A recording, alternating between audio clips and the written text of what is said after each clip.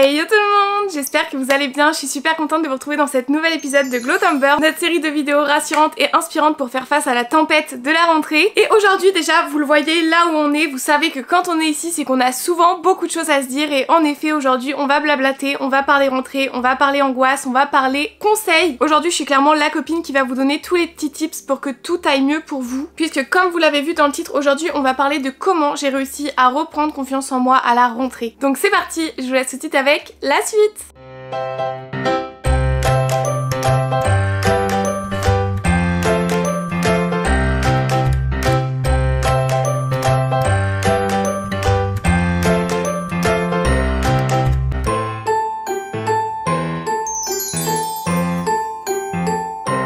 Aujourd'hui, j'avais vraiment envie qu'on blablate plus qu'autre chose. En fait, j'avais envie de parler un petit peu à cœur ouvert avec vous. En fait, de vous prendre comme si vous y étiez tous mes petits frères et sœurs et que je devais vous donner des conseils pour que tout le monde aille mieux, pour que tout aille bien, etc. Parce que je sais à quel point la rentrée, c'est une période stressante, angoissante. Et elle a un mood bizarre en fait. Alors bien évidemment, pas pour tout le monde. Il y en a qui sûrement adorent la rentrée et que c'est peut-être leur période préférée de l'année. Je ne fais pas partie de cette catégorie-là de personnes. Et peut-être que si vous êtes sur cette vidéo-là, c'est que vous non plus, vous ne faites pas partie de cette catégorie de personnes. On est ensemble, enchantés. Alors bien évidemment, je vais vous parler un petit peu de mon expérience à moi, de ce que j'ai mis en place, des petits tips que j'ai appris, que j'ai instauré dans ma vie. Bien évidemment, ce qui marche sur moi peut marcher aussi sur vous, mais c'est pas forcément le cas. Peut-être que vous, ça sera plus d'autres techniques, etc. Aujourd'hui, je trouve qu'on est plus sur une vidéo un petit peu d'échange, un petit peu une vidéo. Je sais que tout le monde va pas la cliquer dessus en fait. Si on clique dessus, c'est qu'on a vraiment envie de la regarder. Donc je trouve que c'est un petit peu un truc un peu plus cocooning, où on est un petit peu entre nous, vous voyez, un petit peu entre copines. De toute façon, vous le savez, je ne le dirai jamais assez, même si vous voulez parler. N'hésitez pas à me dire en commentaire, n'hésitez pas à venir en DM, je réponds à tout le monde toujours, que ce soit sur YouTube, sur Instagram, sur TikTok. Donc si vous avez envie de parler, n'hésitez pas, je suis là. Donc vous le savez, ma série de vidéos Glowtumber, elle a vraiment pour but principal de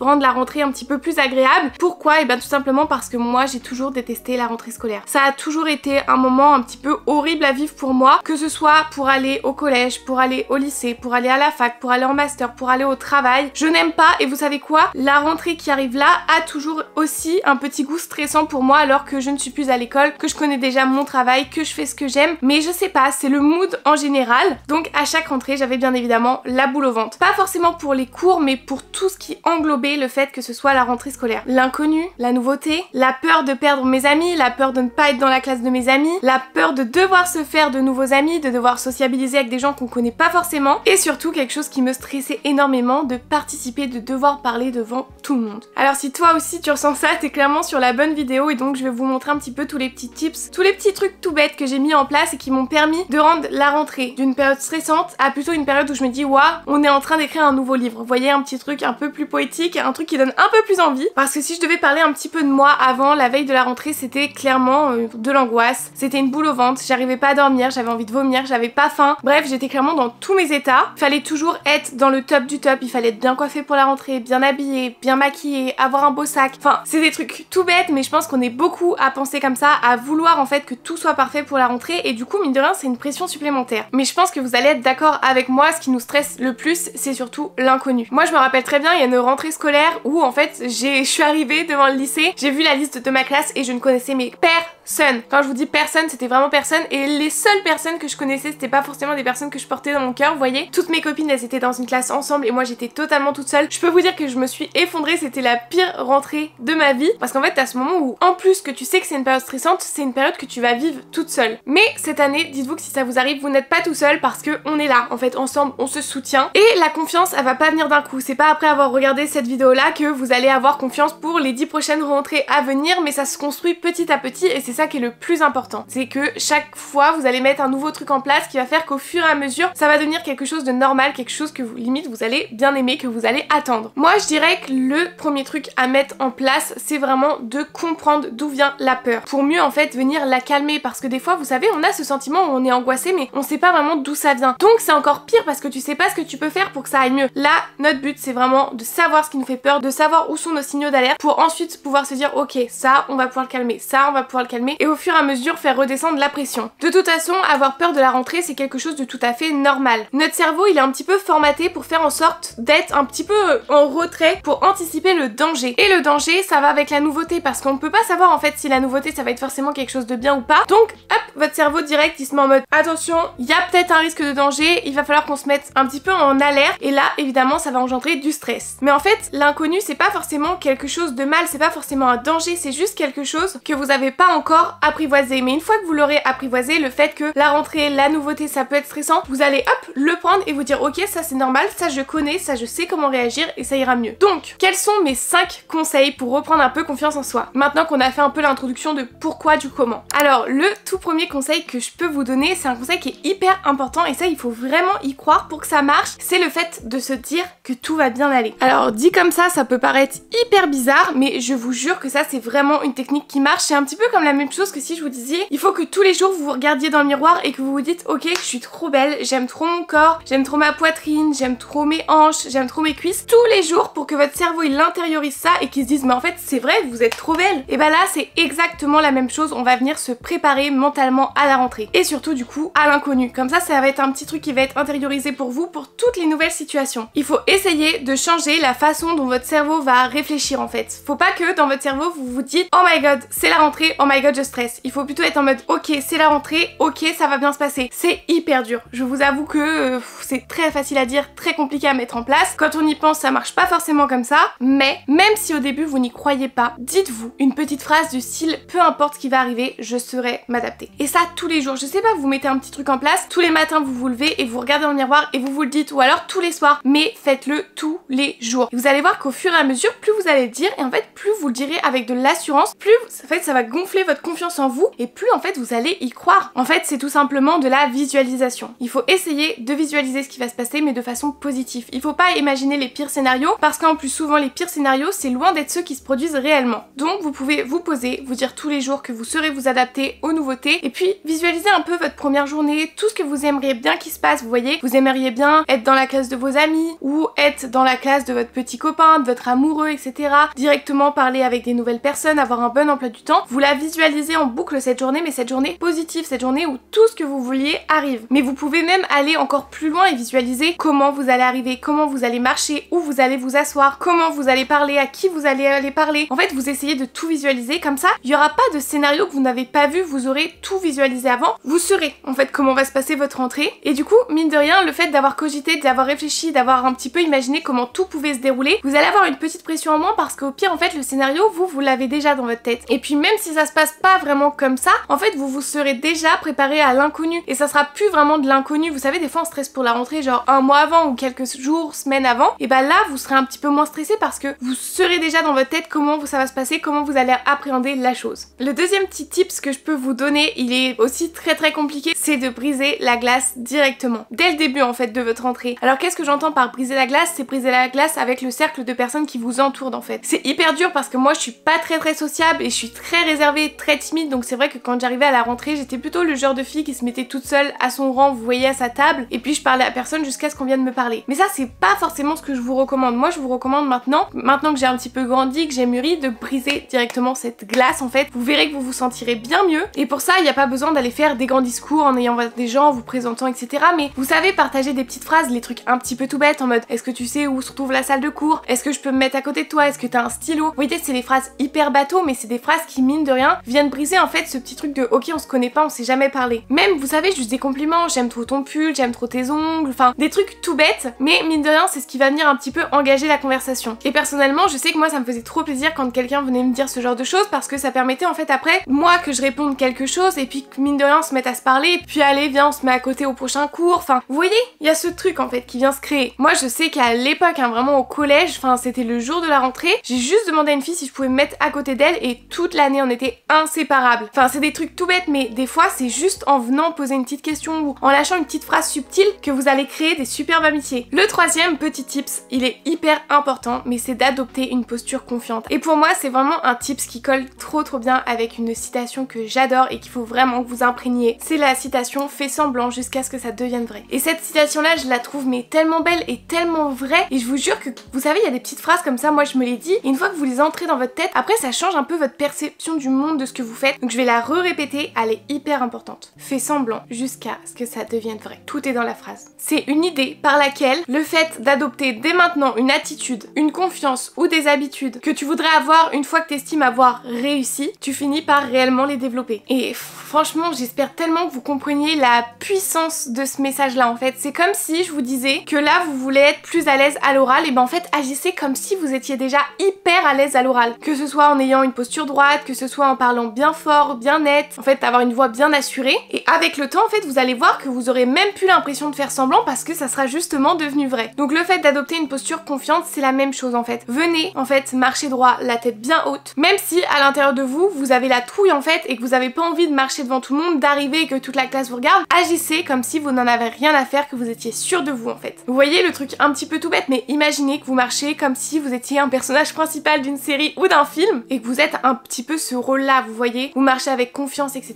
Et du coup, vous allez dégager une aura. Et comme ça, je vous jure que les gens, ils vont plus facilement venir vous parler parce que je sais que pour avoir été cette fille timide dans son coin, je trouve que c'est beaucoup plus dur en fait d'aborder quelqu'un qui paraît assez réservé, assez fermé, plutôt que quelqu'un qui a l'air justement hyper souriant, hyper confiant, pas dans le too much bien évidemment, hein. J'ai jamais été la meuf qui allait parler aux pétasses entre guillemets de la classe, mais voyez les personnes où vous sentez que vous pouvez facilement parler avec eux. Et bah devenez cette personne-là, même si vous ne l'êtes pas, faites semblant de l'être et vous allez le devenir. En fait, c'est tout simplement une petite technique mentale et comportementale qui consiste en fait à incarner la version de vous-même que vous voulez devenir en fait. Après là, j'ai parlé de posture confiante, de personnes en fait qui a pas peur, qui avance sereinement et tout, mais si c'est pas forcément cette version-là que vous voulez devenir et que c'était une autre version, je ne sais pas, quelqu'un qui est très à l'aise à parler devant la classe, qui aime bien prendre les devants, etc. Bah c'est la même chose en fait. Même si vous n'êtes pas à l'aise, mais que c'est ce genre de personne que vous voulez devenir, venez incarner la personne que vous voulez devenir. C'est un petit peu comme porter un costume trop grand et qu'en fait vous le portez tellement tout le temps que vous finissez par grandir dedans. C'est exactement la même chose. Donc adoptez cette posture confiante pour devenir cette personne confiante. Puis c'est quand même hyper important d'avoir confiance en vous et vous allez voir que ça va changer quand même beaucoup de choses dans votre quotidien. On retient, fais semblant jusqu'à ce que ça devienne vrai. Maintenant qu'on a parlé un petit peu d'assurance, de trucs qu'il fallait faire une fois qu'on était dans l'élément principal, vous savez, dans la classe, au travail, etc. Parce que bien évidemment là je parle beaucoup d'école parce que c'est l'expérience que j'ai le plus, mais c'est un petit peu la même chose au travail. Ce que je vais vous donner comme petit tips là, c'est plutôt des trucs à faire chez vous quand vous êtes un petit peu tout seul en fin de journée, je trouve que c'est mieux. Et du coup le tips numéro 4, c'est de noter ces petites victoires. Et je trouve ça trop génial parce qu'en fait souvent on a tendance un petit peu à oublier toutes les petites victoires qu'on réussit à faire en une journée parce que on les passe à la trappe ou on est content sur le moment puis on passe à autre chose. Moi je vous conseille de tous les soirs prendre même pas 5 minutes, vous voyez, c'est hyper rapide, et de noter en fait dans un petit carnet ou même dans vos notes de téléphone un truc qui regarde que vous voyez, pas forcément ouah bah aujourd'hui j'ai gagné le jackpot, ou ouah aujourd'hui j'ai fait une vidéo qui a fait 10 000 vues, ou ouah aujourd'hui toute la classe s'est mis à mes pieds, vous voyez, on n'est pas dans un truc too much, mais vos petites victoires à vous, les choses qui vous ont rendu fiers,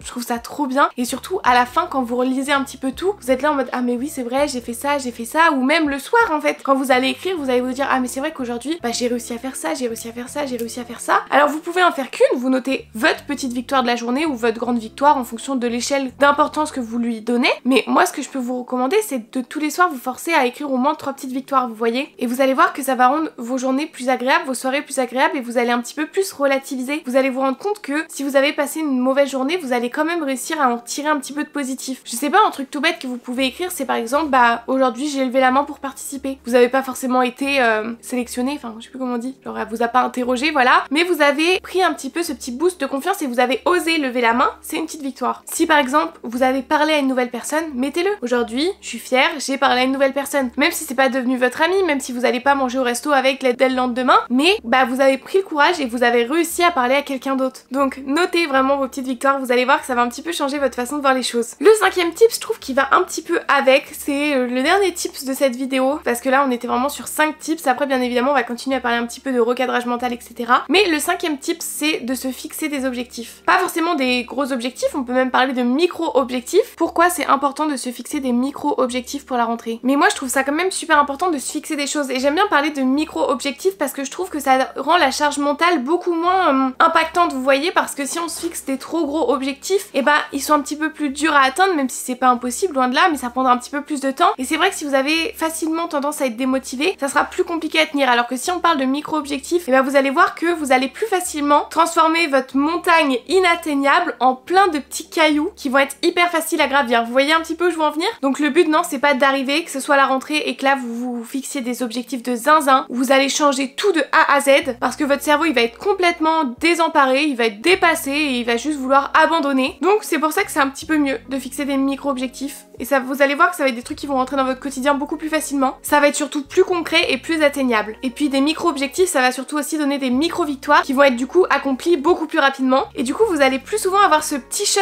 de dopamine de ok, waouh, j'ai réussi. J'ai checké tous les trucs que j'avais à faire dans ma checklist. Et c'est vraiment ça qui va permettre d'entretenir au mieux votre motivation. Et puis mine de rien, des petites victoires, ça va plus facilement amener à des grosses victoires, etc. etc. vous voyez. Et en plus de ça, on va forcément parler d'échecs parce qu'on peut pas toujours tout réussir, mais je trouve qu'en fait, ça va un petit peu réduire votre peur de l'échec. Parce qu'un gros objectif, ça peut faire peur parce que si un échec, il sera forcément beaucoup plus gros, beaucoup plus impactant. Alors qu'avec des micro-étapes, si vous en loupez une ou deux, ça va pas remettre en cause toute la progression que vous avez fait jusque-là. Ça agit en fait un petit peu comme si vous montiez des marches, mais que au lieu d'être des grandes marches très compliquées et très fatigantes à monter, vous allez monter des petites marches. Mais au moins, vous allez sans cesse les monter. Et ça va vous amener droit au but en fait que vous voulez vraiment atteindre et vous êtes sûr d'y arriver. Le but, c'est d'avancer régulièrement, vous allez rester motivé et vous allez progresser plus facilement. Alors, je sais pas si vous voulez des exemples un petit peu de micro-objectifs parce que peut-être que vous avez encore un peu du mal à visualiser ce que je veux dire. Ça peut être par exemple, si votre but c'est vraiment que tous les soirs vos vêtements et vos affaires elles soient prêtes pour le lendemain. Donc ok, maintenant je veux cet objectif là, je veux qu'il soit mis en place direct. Bah au lieu de vous dire ça,